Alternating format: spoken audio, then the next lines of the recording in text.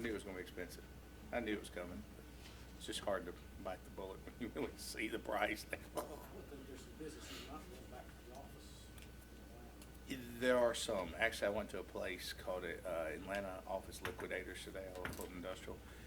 They buy from places like Georgia Pacific, Southern Company, UPS. You know, they depreciate their furniture every year down. And after 5 years, there's nothing to depreciate, so they buy new. So about every 5 years, they get Southern Companies. So they've got a lot that we haven't quite seen everything they have. So we're really interested in their prices too. So a lot of that stuff hits at, and especially the last 2 years, nobody's used it. It's only been so, but of course, you're a multi-billion-dollar company. It's not a big deal to, buy $500,000 worth of furniture. So it's not a big deal. And so I'm looking at them.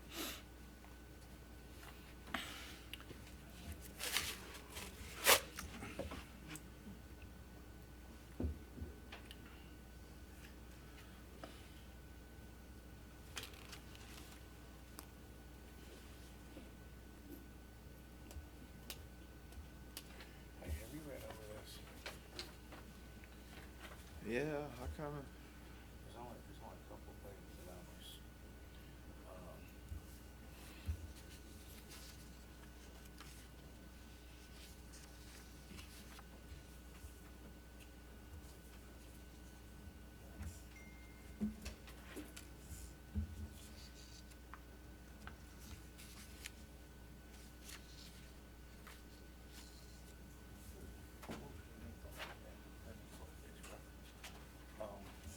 that's literally everything I had.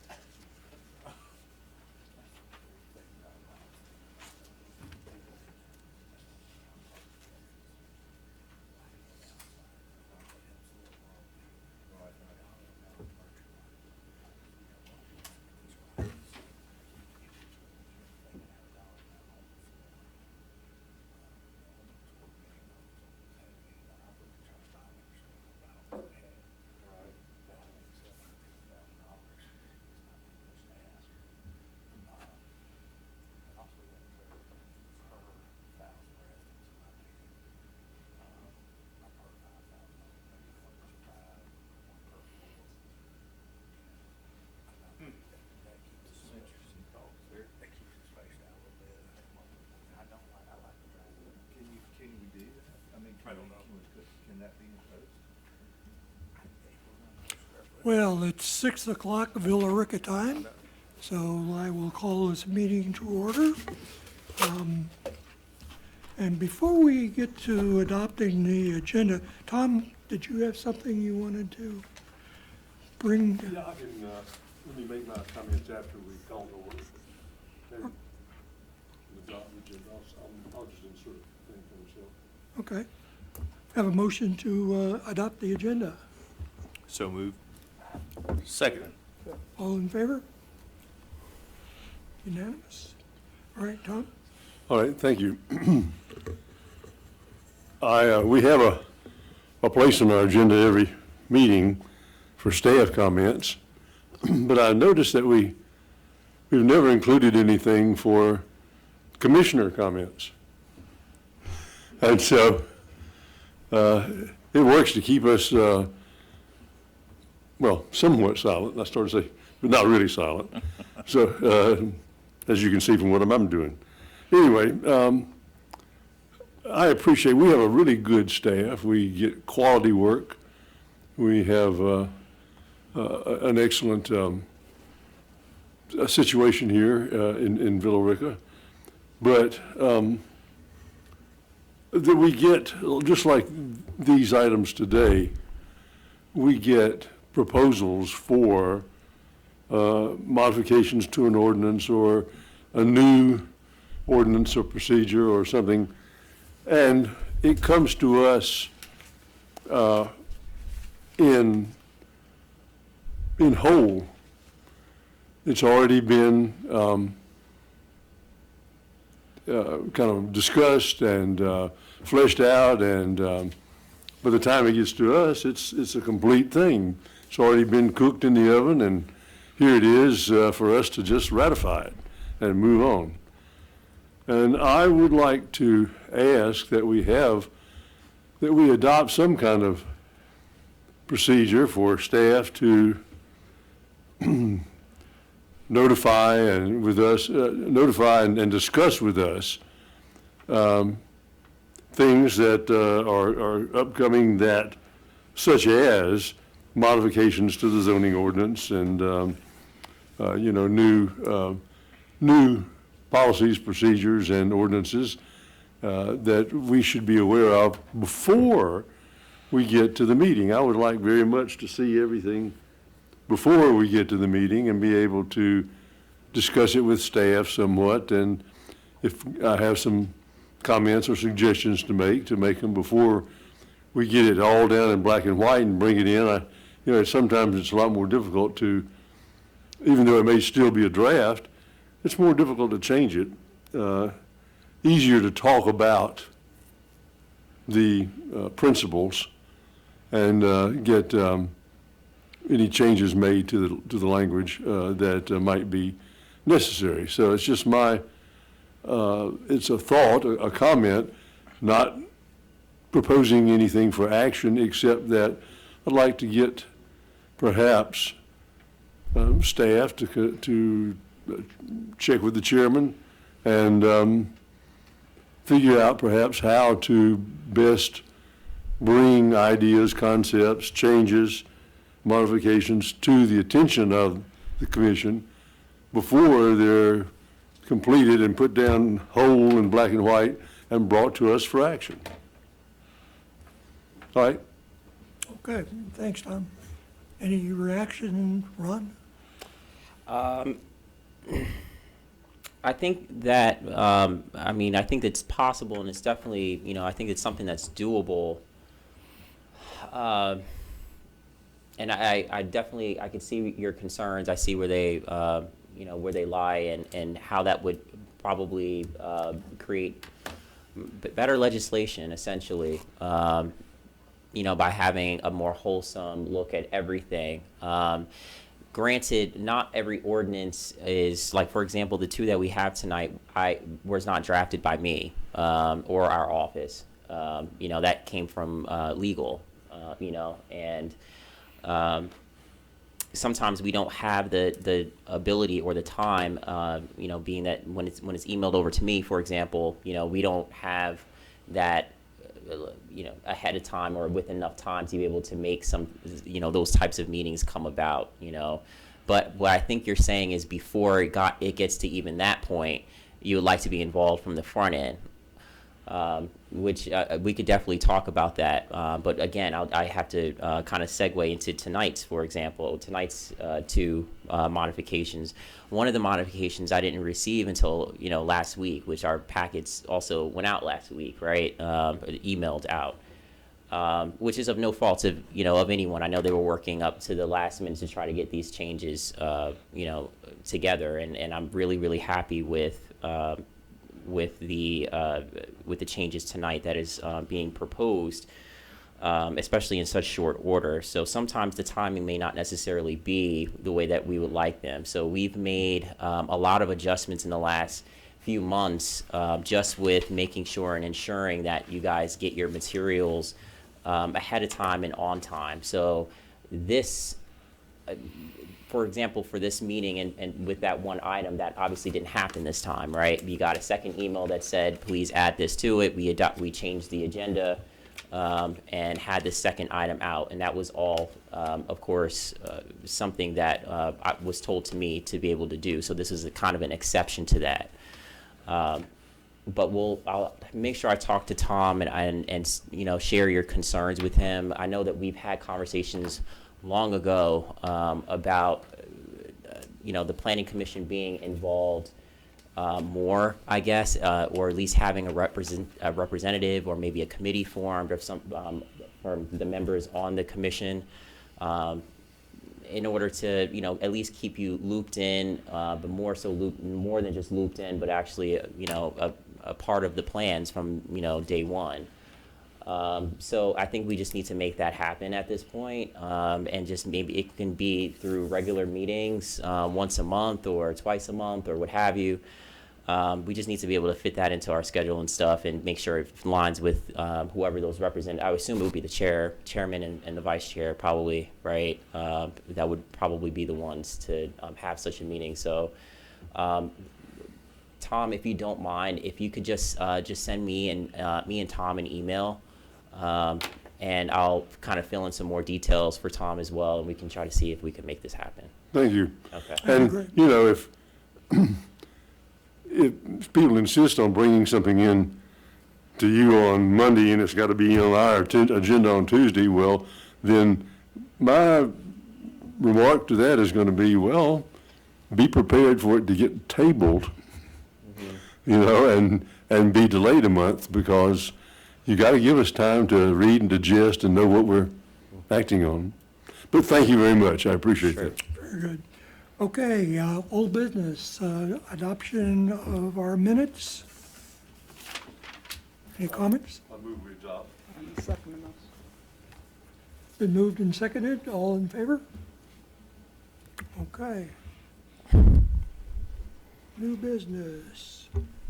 Okay, modification to the zoning ordinance to add section 2827 to address liquor stores and package stores. Ron? Yes. Thank you, Chairman and members of the commission. Tonight I have an addition to our zoning ordinance is supplementary regulations for certain uses for liquor stores, package stores, and liquor outlets. This would be similar to any other supplementary regulations that we would provide for uses that would need a special exception. Some of them don't need special exception permits, but there may be additional requirements that we would like for that particular use wherever it ends up in the city to be able to follow. It might just be more than just our regular development regulations, and some things just need more review, essentially, or more regulation to it, and that's the purpose of that section. For liquor stores and package stores and liquor outlets, as we know, Villa Rica does not allow for liquor stores, right? Standalone liquor stores. That appears, and again, it appears that may be changing at some point, or will be proposed to be changed at the next city council meeting on March 8th. So in the run-up to that, it was vital for us to have some type of modification to the zoning ordinance itself to actually address those types of stores. So this change would, like, for example, of course, these types of uses are retail uses. There's no drinking on the premises or anything of that nature. These are just for your typical standard liquor store or package store, where more than 75% of their sales would come from liquor. So in order to address those things and address that new regulation potentially coming online, we were looking to establish some sort of rules on where those types of uses can go in the city and where they can't go. And so we narrowed it down to the C1 and the C2 zoning categories, and looked at what the size of the lot should be, the frontage, where if they should be on a state highway or some small road that happens to be zone C2, right? And which we wouldn't have wanted. So we kind of narrowed it down to it having 200 feet of frontage along. I'm sorry. I read this. Can we do a little better definition of what we mean by that? Yeah. So major arterial is actually defined in the zoning ordinance As being.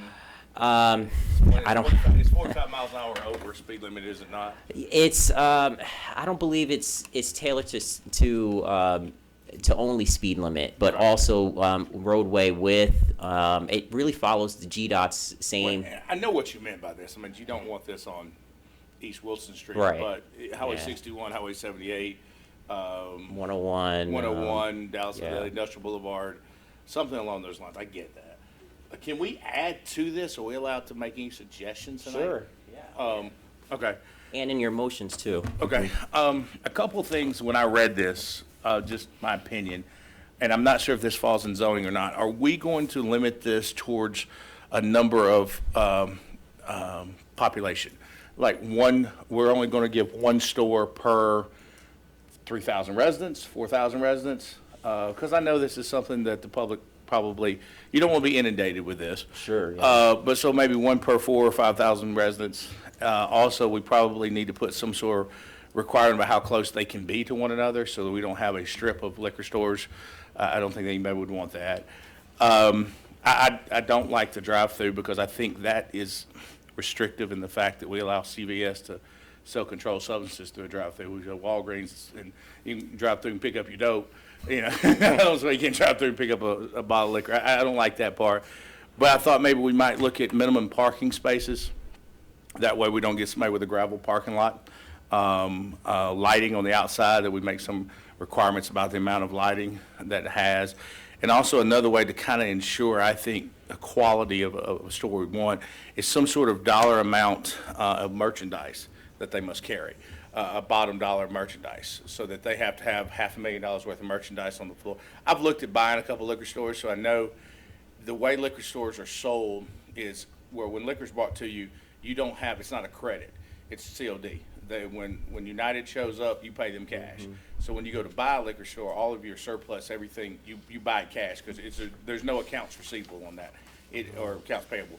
It's owned by the store. So maybe if we set a minimum limit, that might ensure. Because look, I'm in favor of this. I've said I'm in favor of this, but I also think we have a chance here to really. It's going to be a gold mine for whoever gets into this business. They're going to make a lot of money. But the truth is, I think we have a chance to really set it the way we want it, and the way it's going to be good for our people going forward.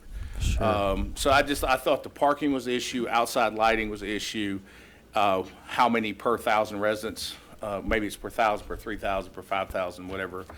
I thought currently our last census, what were we, 13 something, 13, 4? I think it's actually 16 something. Yeah. I was thinking like 1 per 4,000 residents, that would give us 4 in the city, which I think would be sufficient. It wouldn't saturate your market, because don't get me wrong, as much as I want to set some regulations and parameters, I want people to make money. I want them to have successful businesses like anything else. So that's why I don't like the drive-through, because I don't think that kind of, the limitation of drive-through, because I think that kind of puts them at a disadvantage to other businesses that we, allow to use a drive-through. So that's just my thoughts on it. I liked what's been done here. I like the standalone building.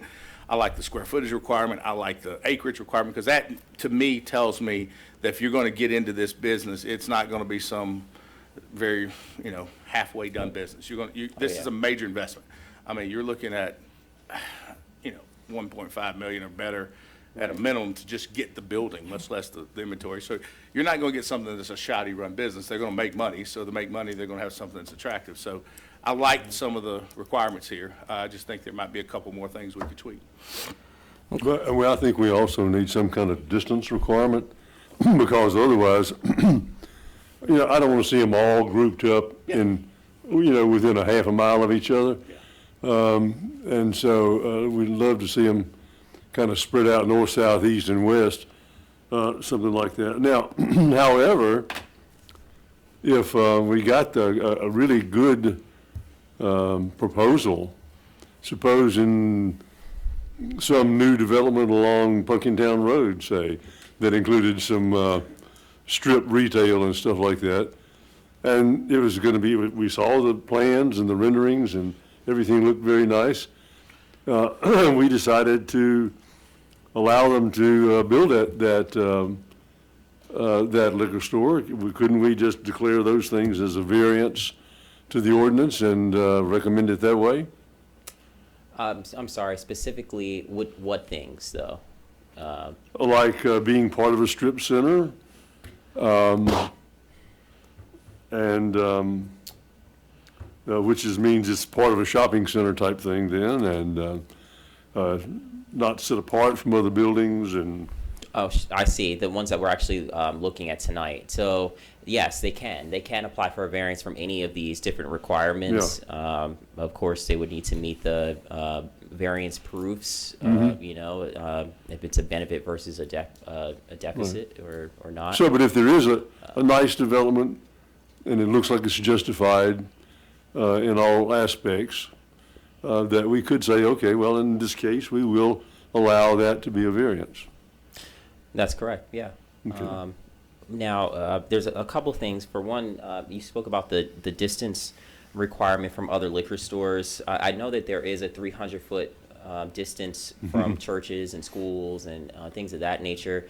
But that is something that we can modify. Of course, there's something that we can put in here, a distance from actual other establishments that are, I guess, sell liquor, or other package stores or other liquor stores.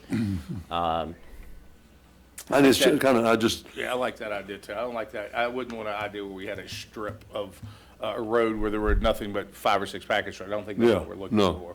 for. Well, and you don't want a situation like, $25 stores within a 1 mile radius, Sure, kind of thing. So, the other part of this is, we have to keep in mind that we're really looking at 2 different documents. So we're looking at the zoning ordinance itself, but then there's also the alcoholic beverage ordinance, which is up for changes on March 8th.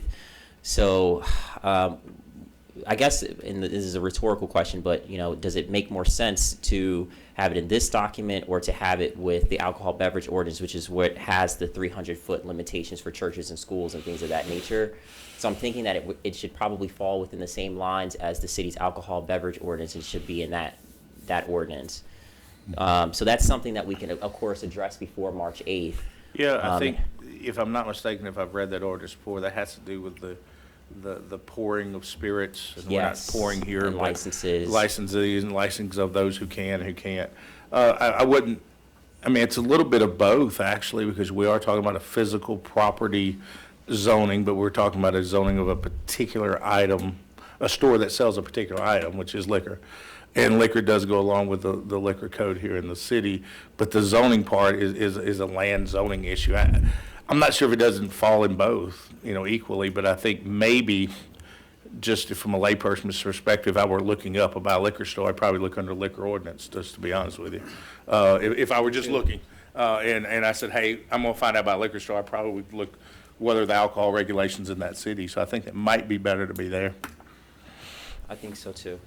Ron, is this something that is consistent with other regions, or say Carrollton, for instance? Do they have something similar to what you've presented? So I didn't specifically look at like Carrollton or anything of that nature. Actually, Chris, my colleague, put this ordinance together. This is one of his last ordinances that he did for the department before he changed title. So I'll have to ask him specifically what he looked at, but I can tell you just from I guess past experiences, and I believe I did look this up back in 2019, quite a while ago now.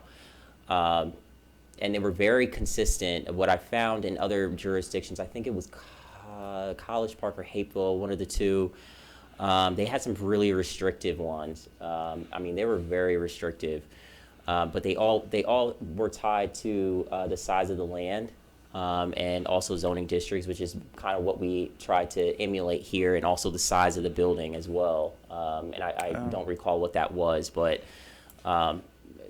basically we've kind of danced around the same type of thing that they've been able to accomplish themselves too.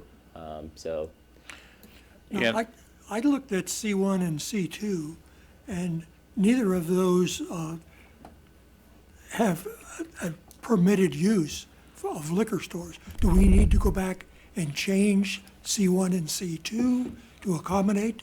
No. So the C1 and the C2 zone do allow for retail stores, and this is a retail establishment. It's a retail type of use, but that's the whole point of the supplementary regulations beyond just us classifying it as retail. And it's retail, but being that it's the type of use, you need to follow these rules also. Does that make sense? Yeah, I just wanted to know if we needed to go back and change C1, No. C2. No.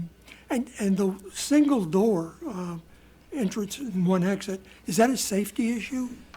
Yes, it is. And same thing actually with the other regulation here for X amount of square feet of plate glass on the front of the establishment.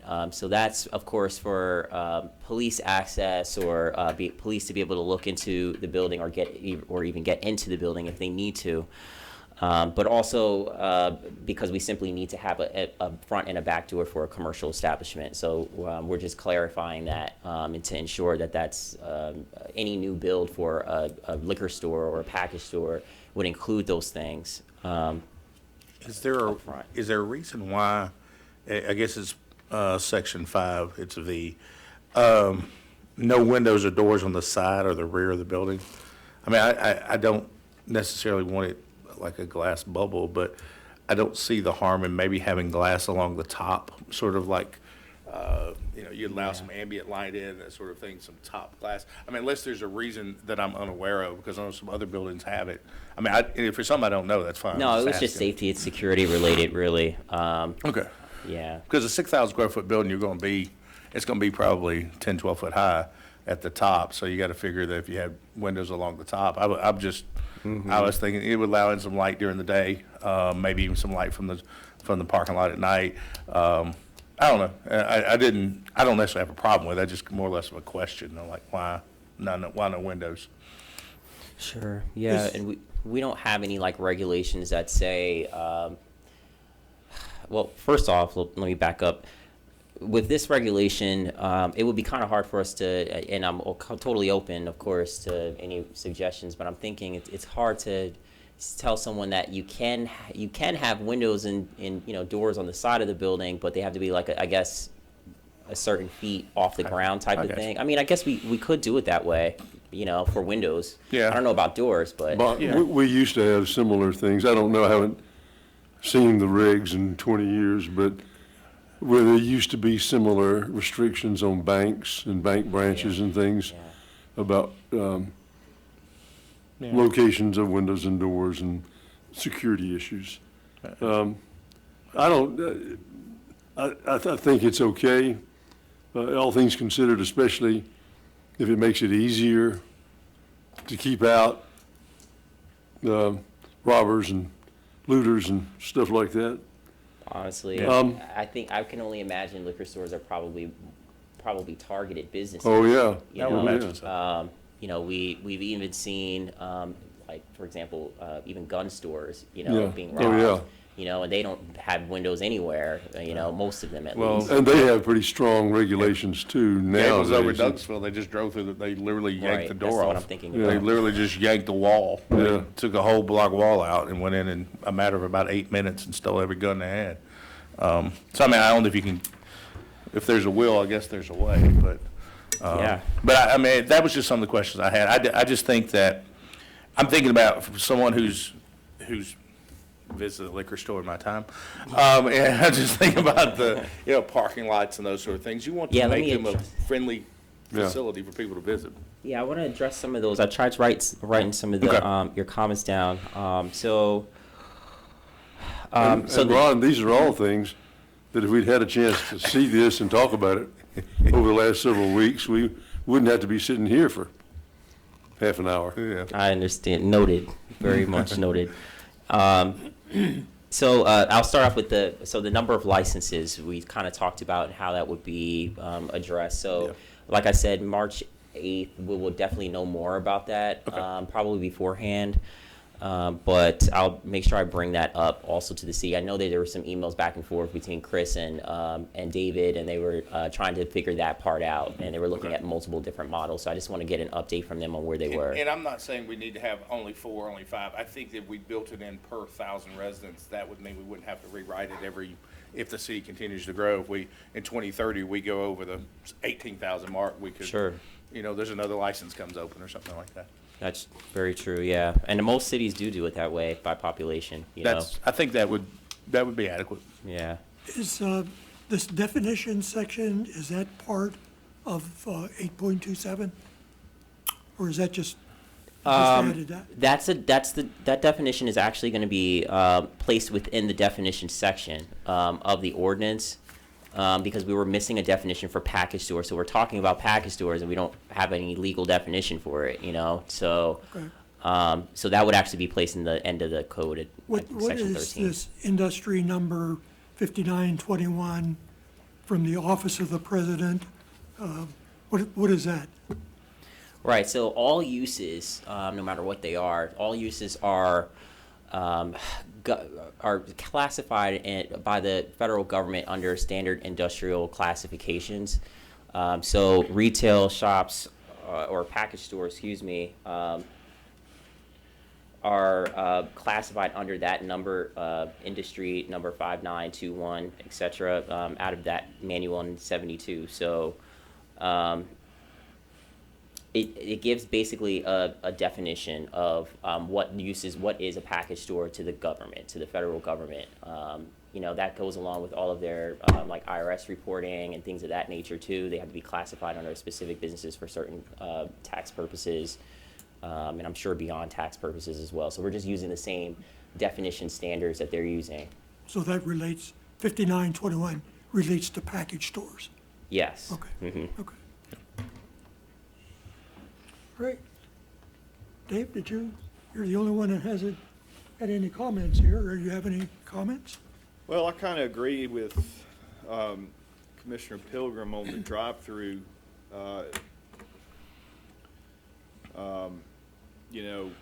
Like the analogy that CVS and the Walgreens have a drive-through, that I think that's reasonable.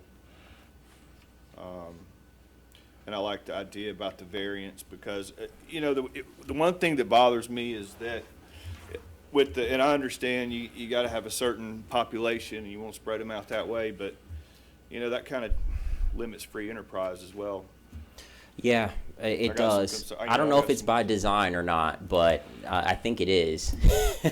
But I mean, I think also, I've also seen a city, I don't recall where, I think it was in another state, but they did it by ward too, being that the wards have to be equally dispersed in population. They just figured, let's just hang it up to just, one per ward type of thing. That's something I thought about, but then I think about here in the city, not all the wards have the equal amount of, what do you call it, major arterial or highway. Some of the wards don't have that. Exactly. But that's not a bad idea. We've got 5 wards in the city, right? Yep. That's not a bad way to divide it, saying that each ward would maybe awarded a license if you could figure out a way to put them. And then, of course, they have to have an acre lot zone, C1, C2 in each ward. So I like the idea of more commercial, residential numbers. That way it's just sheer numbers. The city as a whole is acting as a city as a whole. So well, like Ward 4, for example, doesn't have any state highways or anything that goes through it. Yeah. So which one is that? that's Mirror Lakes. That's Mirror Lake. Yeah, Inside, yeah. So that one, for example, we couldn't put a liquor store. And yeah. the truth of the matter is, one of the more populated would be more likely to put one there than anywhere because there's proximity to I-20. Well, the way people drive, it's like there was a freeway there. They're all leaving one. Maybe right by the roundabout would be a good place. Well, and if you Yeah, did there it you by go. ward, you could have them adjacent to each other too, so. Yeah, that's true. That's too. true, You're right. right. When wards meet each other, you literally could have them back to back. Yeah. I agree. That's a good. I hadn't thought about that. And Ron, could you give me some insight on it not being part of a shopping center?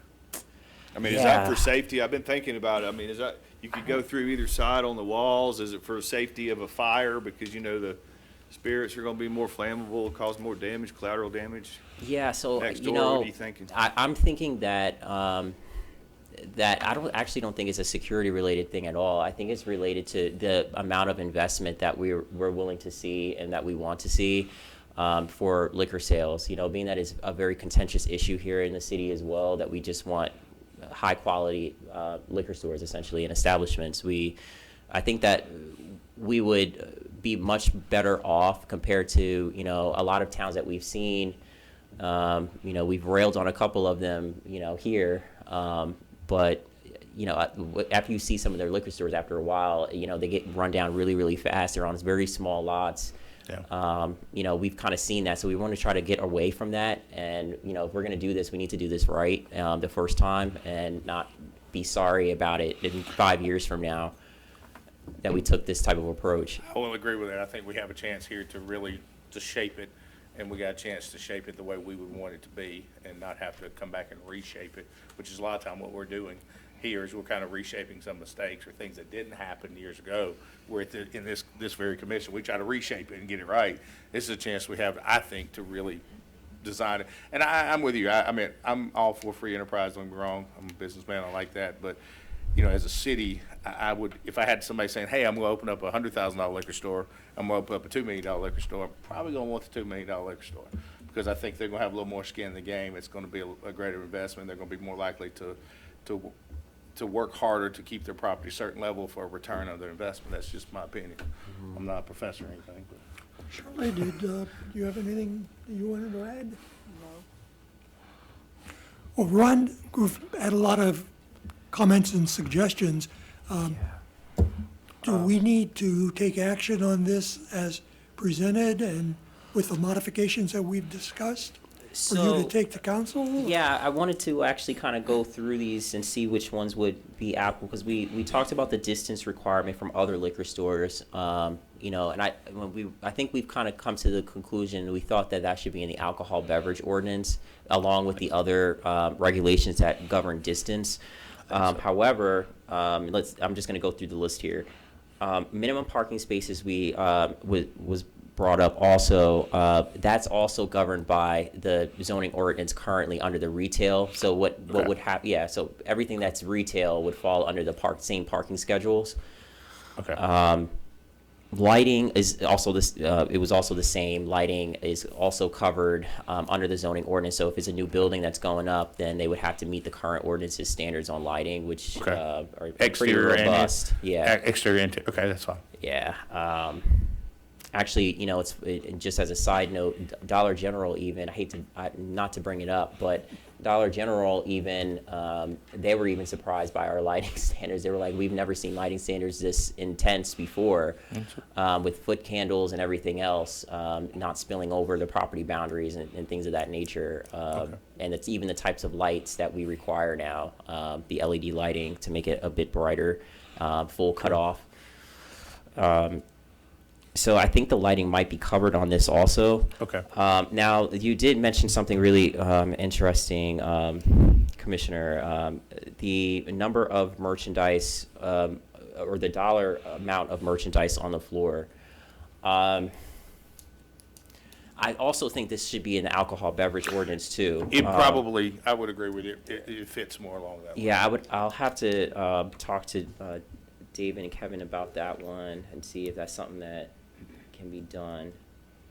Again, I think if we're looking to ensure a certain amount of investor, a certain builder, I think that's another way to help ensure that. Sure, yeah.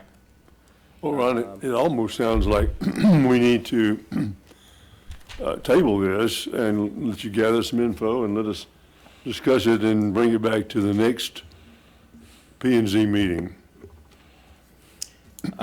Well, of course, if that's something the commission would like to do. Is there that's some something urgency that we can. have to get it done tonight? Well, the only thing that really comes to my mind is the fact that on March 8th, we're going to be assuming that does get past the alcohol beverage ordinance. We're not going to have any rules in the zoning ordinance on how to apply that alcohol beverage ordinance, other than it just simply being looked at as retail.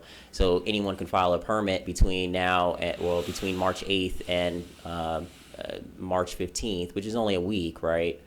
And we would basically have to approve it or permit it without any of these rules at all. Now, I can tell you, I had a meeting with a gentleman yesterday that's interested in opening a liquor store. I've had 2 of my clients call me, and I've told them. People are calling like crazy now that told them they're go to City aware that Hall. this is happening. And I mean, people have been waiting for years, you know, so I just don't want someone to come in fly by night and then we have a permit application that's been submitted and now we have to basically don't have any rules. If we set this up, can we come back and amend it? Sure, yeah. Yes, you can amend it at But any it would have to be time. brought by petition by the public, right? Or could we do No. that? You can request at any time via email if you would like something on the agenda, and we could sit down, we could talk about what the wordage should be or what wordage changes there should be, and I'll bring it back to the commission that month. Okay. I don't have a problem approving what we have, but I guess I might make this an emotion. So, Go ahead. hold on Go one ahead. second, if you don't mind. So, naturally, you mentioned churches and schools, distance. Are there distance requirements from like a pawn shop or an FFL dealer or these vape smoke shops? There actually is not. I'm going to read that section out of the current alcohol beverage ordinance. It says, no premises shall be licensed under this chapter whose location is within the following distances. For the sale of any wine or malt beverage within 300 feet of any church building, school grounds, or college campus. And then, of course, for the sale of any distilled spirits, they can't be within 300 feet of any church building and within 600 feet of a school, educational building, school ground, or college campus. So it goes through the different types of licenses that you can get. Also, alcohol treatment centers, 300 feet.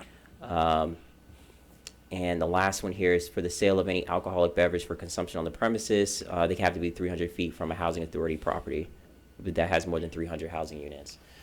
And so my thought on that is, and I don't know what what the rest of the commission thinks about it, but, you put the liquor store up, you got a pawn shop across the street, you got your guns close by.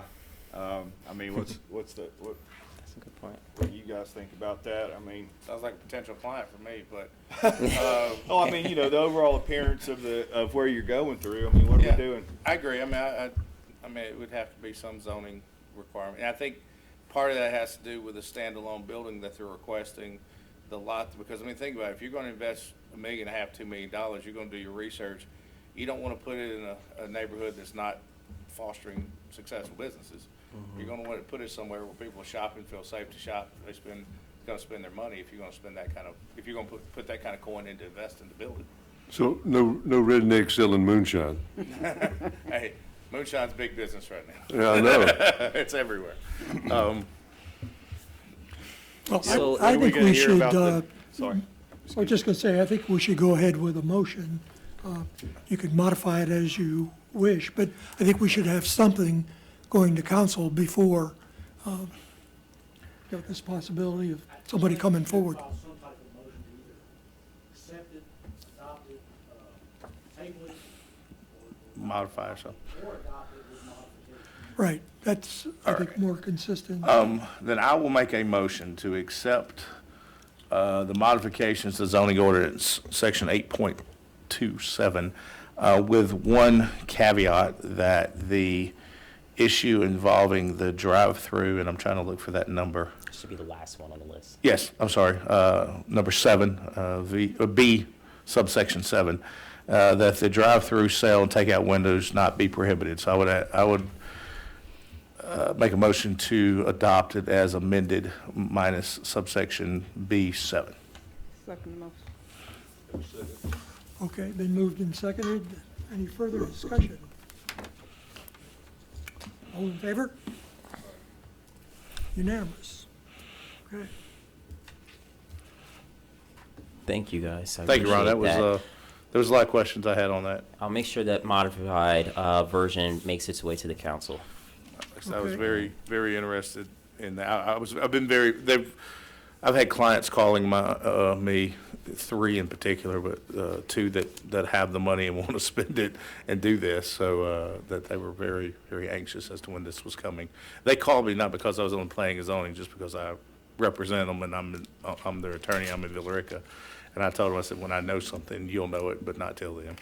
Well, I'll be sure that that these other 2 changes, like for example, the dollar amount of merchandise on the floor and the distance requirement from other liquor stores and package stores, that makes its way to the city attorney's office, so we can get that into the draft of the alcohol beverage ordinance for March 8th. So I'll make sure I do that.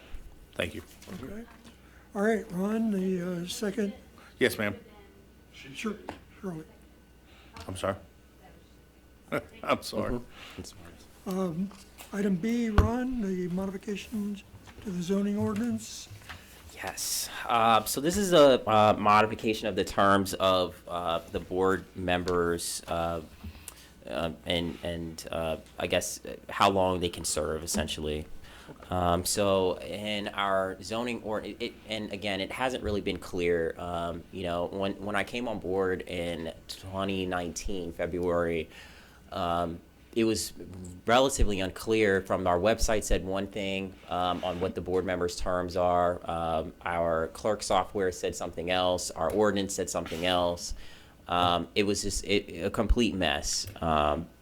frankly. And this is in 2020.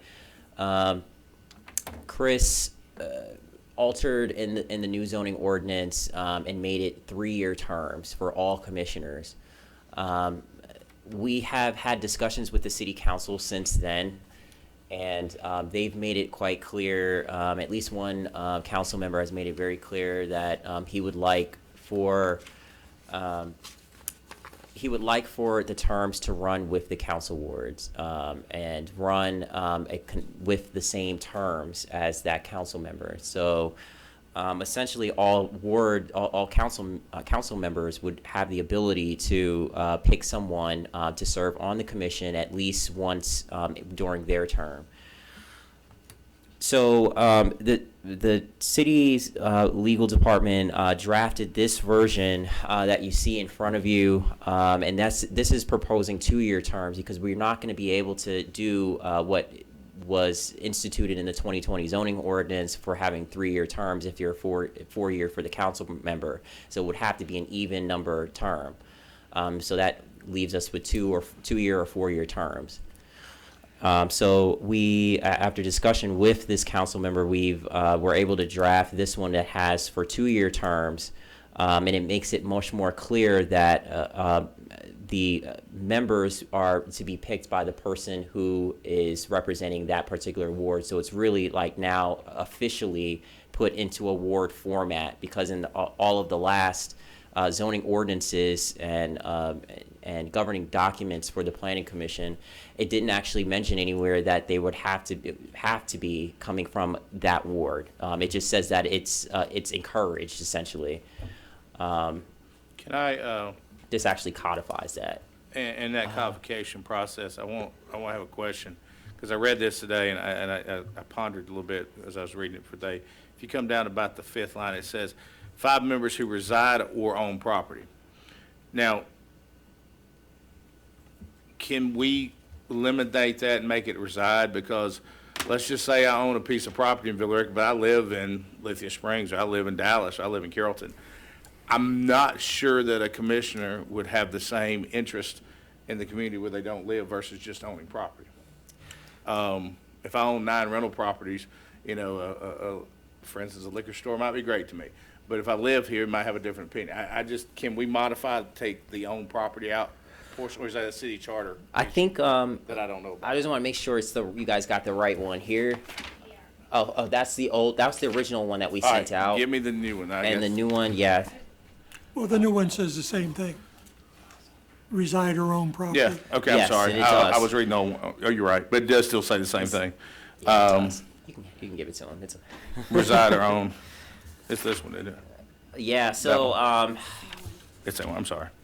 But it says reside or, is that a, Yeah. and you might be able to ask Kevin sitting there, is that a charter situation? It's in the old ordinance, so I think that language was just given. Okay, because if you're gonna do this, with this huge amount of salary we get paid to do it, I think it would be people who live here. I think you have a different interest in the outcome of the city and what happens with zoning versus people who just own property here. And also with the operate and manage business, I think that people need to live here. Yeah, I still think they need to live here, because I they need think, to have a residence in the I city. think you need to have a residence. Now, whether it's your primary residence or you just vacation here, or you summer here. But point is, I think residents, now, I think probably the reason there never was an issue on the zoning date is from about 2008 till about 3 years ago, wasn't nobody asking for nothing to be built in the city anyway, so nobody cared about being on the zoning board because nobody was asking for zoning.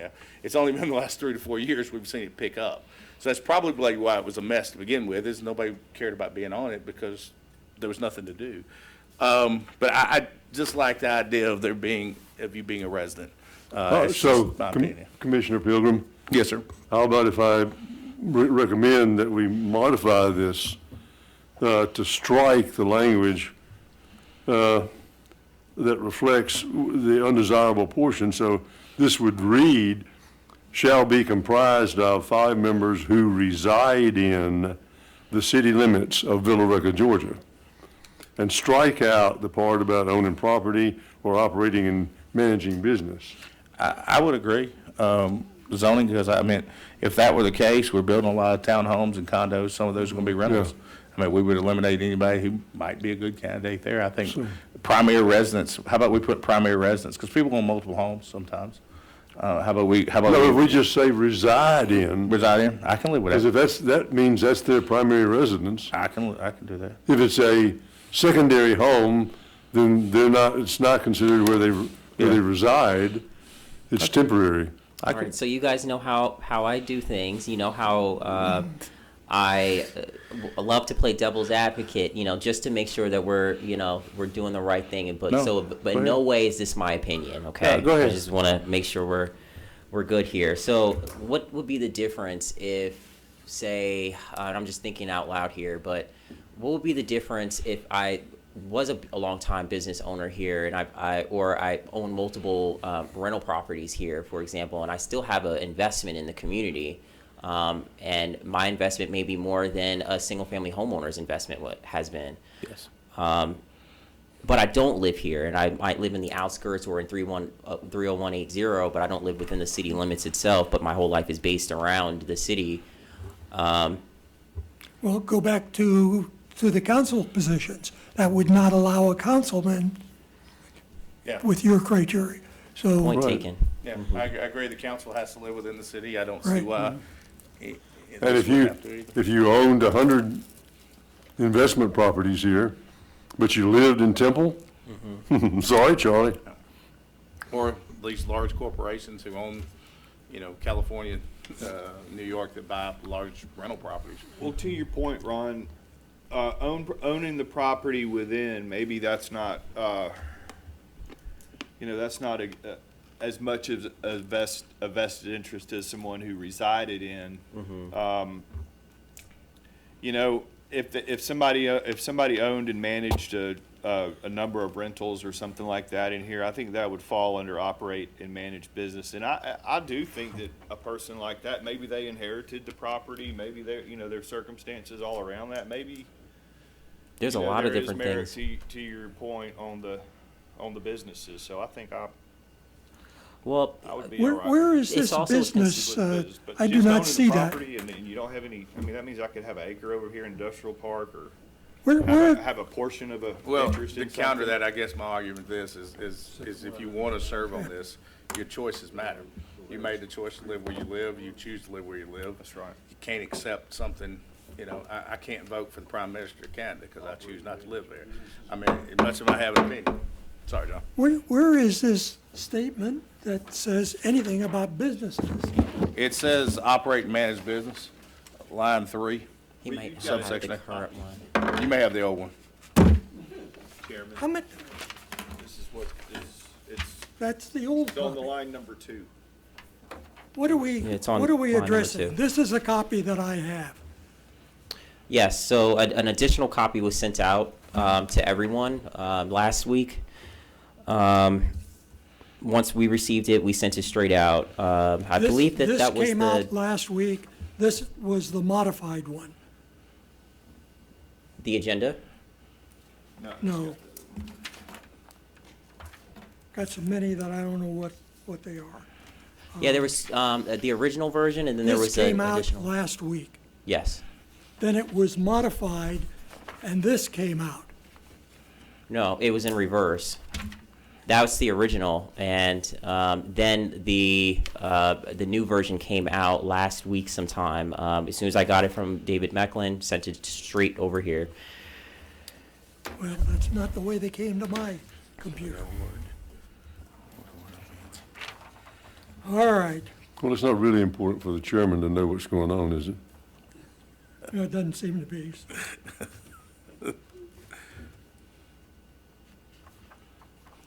Is there something that we could have done differently? Because we sent it out as soon as we received it. There was nothing that the staff could have done differently on that level. There was no delay.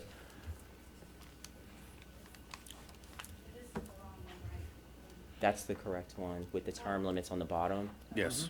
That's the latest one with the term limits. And we're not, and make sure I understand this, Ron, because again, I don't want to tell you I know the numbers.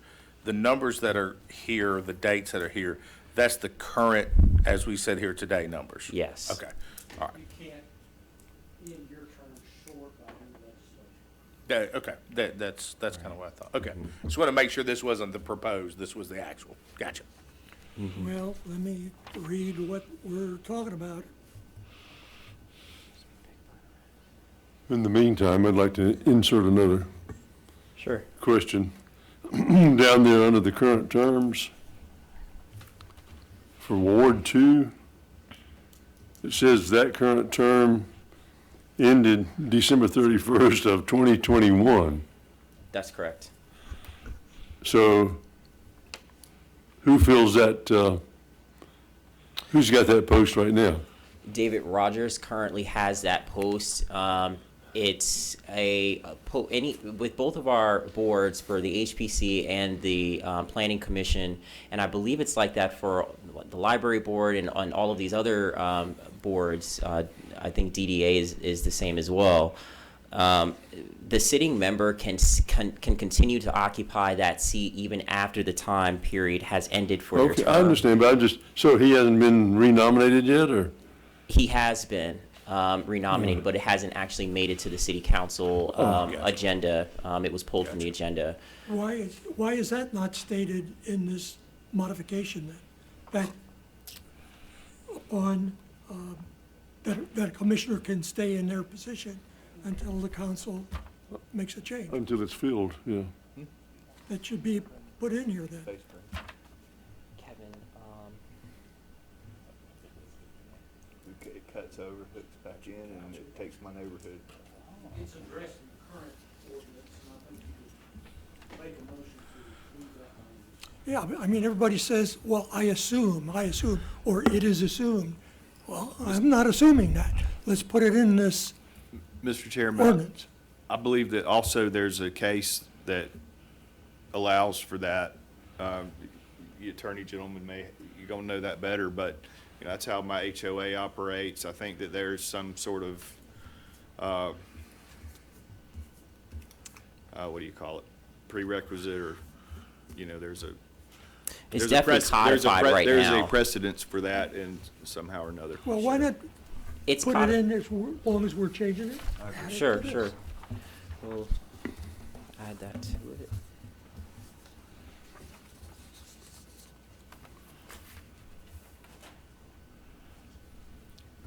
Any other comments?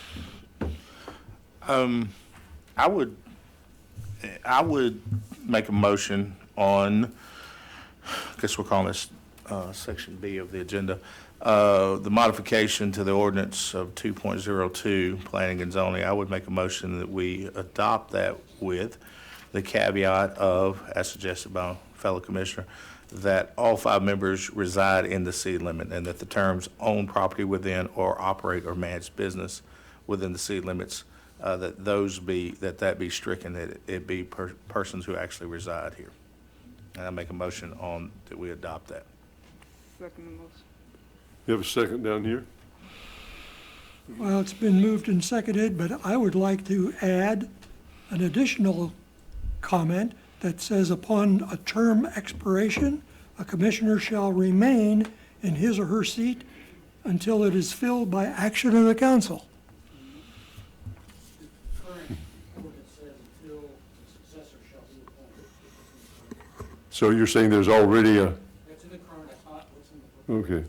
So, I guess as an order of a business matter, you add that to your I will add the chairman's language that the positions, when a term expires, that the positions continue to be occupied by said commissioner from the previous term up and until the city council replaces and names a replacement, therefore not having any sort of vacancies on the commission. So I would make that as amendment to my Second motion. Yeah, Charlie, did you? yeah, she just Okay. read. All right, it's been moved and seconded. Any further discussion?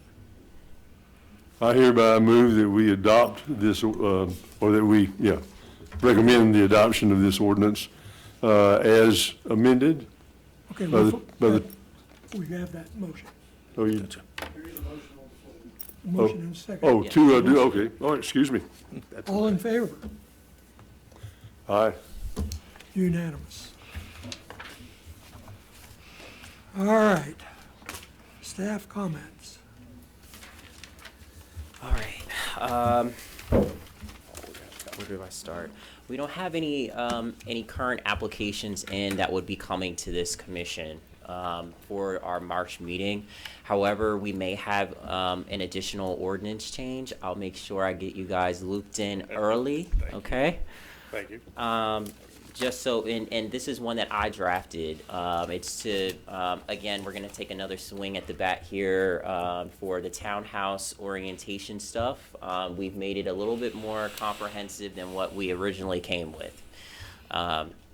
So I've drafted a couple different proposals for that regulation. It's has been emailed over to David Mecklin for him to check it out, but I'll send the same draft out to you guys so you can all take a look at it. If you have any comments, please let me know, or we can get a meeting together with the chair and the vice chair or whomever, and we can kind of, I guess, hash it out and put some ideas on the table. But it is much more comprehensive than what we came with. We're kind of tying a couple different things in with this orientation of the garages. Like for, if you do front garages, you have to do X, Y, and Z, versus if you were to do rear alley loaded garages. So we'll see how that kind of works out in front of the council. I know we've had a lot of applications in the last few months. We have one application pending right now for a variance from that section.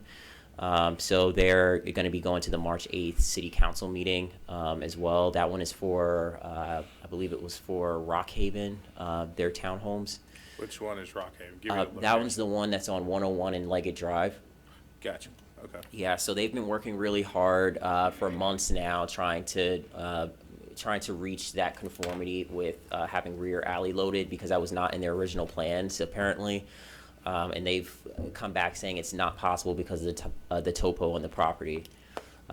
So, I mean, and I've not seen very many topos for it, but I can tell you that just by riding past it, it looks kind of flat to me. But Speaking of riding past, Ron, I went by, one of the things that's kind of cool about on this commission is we hear things, we hear the conceptual idea of it. I drove by this past weekend out to Fullerville, down First Street to that area we rezoned towards the back. Yes. And they put a very nice building back there. I drove on the other way by Saber Tools. Nice. Was taking my dog on her ride. But I actually went by they've done a really nice job there. That's a really nice building. That's going to employ some people and bring some money here. So that was, it's one of those cool things about doing this is you see it and then you see it actually in action a year, 8 months, however long it takes to get there. So I did notice that that's a nice looking piece of property. Yeah, I haven't been over there yet. Yeah, so it's a good looking piece of I have property. to check it out, yeah. Yeah, good looking property. Now, is anything going on with Avamore that we should be aware of? Avamore has started clearing, as we've seen on 61. They are proceeding on their phase 1, and they have an LDP. So that first phase would consist of the senior apartments and the retail that's in the front. I believe it was like 300 some odd units for the senior housing. So that's the section that they're trying to get done first, and that's the extent of what they're doing right now, and all the approvals that they have for They'll be only sold for the before they senior open. housing. They'll be full before they open. That's what we're thinking. Guaranteed. If it can get to that point, yes. Yeah, if it actually gets a turn a spoonful of dirt, they will be, having looked at some recently for my mother, and they'll be sold before they, I'm sure before they built. there's a major shortage. Otherwise, let's see what else. Fuqua, yeah, that's the next one that came to my mind. So Fuqua, there was an article that came out, I believe, maybe 2 days ago, that indicated some of the different stores and things that might be going on the property, but we haven't actually had anyone file, of course, for any permitting, or haven't talked to any of those corporations that they've listed. So that was the first time I heard of it. It was when I read the article. I'm like, oh wow, okay. So apparently we're getting this, and that. They haven't announced the grocer or really anything to us as far as tenants are concerned. Not that I'm aware of. I've had conversations with a car wash that's interested in going in one of the out parcel locations. Just for some preliminary zoning information. You know they're gonna want a liquor store. What a location. It'd be an adequate, it'd be a good location for Yeah. one. I was gonna ask, has there been any development on the street, I'm gonna call it the back street out of there, across, Anderson Road?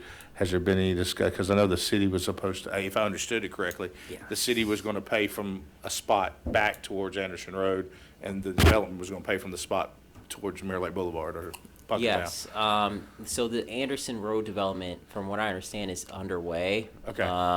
I saw them clearing, tons of clearing going But I on back remember, there. I'm talking about the back road. Remember, there was gonna be an access road according to the Fuqua property. They were gonna bring in off of Punkintown Yes. to a little, sort of like a roundabout, and then from the roundabout to, I don't know if it was Myrtle Street, Cleghorn Street, Anderson Road. Cleghorn Street turns into Anderson Road. I think Darden. Darden Street, okay. Yeah. Has there been any more development? Because I noticed just from the look on the map, the Carroll County tax map, there's a couple private pieces of property in there that may have to be purchased. Is there any Yeah. developments on that? Yeah, there actually hasn't been any developments on the actual road itself. At this point, we really need to get the TAD up and running first, and so we can actually pay for those, and we can bond out, and we can actually pay for that infrastructure to be installed. Okay. The entire development, I can't stress this enough, is hinging on that road. It has to be built. There's no backing out at this point. Okay. So when we can get that TAD rolling, when the county is able to vote on that, then we're going to push ahead and start bonding and get to it right away because Well, they I've want had to some build. discussions with the school board about the TAD, some members not to the commission, well, one commissioner, but I've had some discussion with the school board, and they seem to be on board for it. They're not going to oppose it, it doesn't appear, at least what they're telling me. Whether that's actually happened or not, I don't know, but I think they're not going to be opposed to it. So the commission themselves said that they were, one of the commissioners spoke to said he wasn't opposed to it. So whether that's enough to carry the day, I don't know, but I think that sort of tag allows for the bondable issues and makes that a much more, I think, futuristic-looking project that can sustain itself is what I'm hoping for. Sure, yeah, and the property just north, the two properties just north of this on Old Stone Road, that's vacant. They're also proposed to be in the TAD, and I've had some discussions with that developer, and they are looking to do another mixed-use development there. Good. No commercial, but it would be a variety of different residential types of uses, from single-family up to townhouses and multifamily. And it faces Old Stone, you said? Yeah, that faces Old Stone. The town creek kind of runs through the back of the property, and Yeah. it's super hilly. So they're really battling some topo out there, big time. I grew up there. I used to run around there as a kid. Oh, I yeah. grew up on North Avenue, so I know that area, but it used to be owned by Mr. Oh, God, Mr. Ray Fulford, one of his corporations used to own it. I don't know if they still do or not. So Yeah. that's why I always anticipate Tanner moving that direction, because Yeah. Mr. Fulford owned it. They're actually looking at submitting an application for a plan unit development, which is what actually caused this to kind of go slower than what we anticipated. Okay. The city's attitude towards plan unit developments isn't very, we're not really encouraging those. But because this particular plan unit development that they're proposing has such a variety of uses, and we really do need that in the TAD, we're really willing to let them go ahead and apply at least, and see what happens from there. So that development, again, it's in the TAD. We need it. So hopefully that all of this can play together very nicely with the Fuqua project. We're looking at like the Gold Nugget Trail and things of that nature that would need to be built out in that area and connect to the new connector road. So Gotcha. Is anything that might come before the commission regarding the Butterball property and what's going to happen with that area? not that I'm aware of at this time. No, I haven't heard of any plans with it other than demo. So the city owns that property, right? It does. And what is its zoning? I believe it's zoned I want to say it's CBD, or it might be CMU. It's one of the two. It's right on the edge of a zone. But we haven't had any plans, not that has been made aware to me. I haven't seen or heard any plans for it other than the Welcome Center that we've all heard before. So I think at this point it's demo, and there might be some reconfiguring of that area. I know the property next door to it as well, that's on Montgomery Street. That one's also proposed to be demoed as well. So I'll have to talk with Tom further and see if he knows what's going to happen with Butterballs. I've kind of stayed out of that, being that there's really no zoning related impacts or problems there. It's not in a historic district, so. Well, they're gonna plan to build something there, and, so, well, at this point, maybe it's a little bit late, but let me ask if there are any commissioner comments. That's kind of what we've been doing, I guess. Nothing more, I think we're doing all. All right, any public comments? I don't see any huge rush to the microphone, so I will entertain an adjournment. Second. Moved and seconded, all in favor? Aye.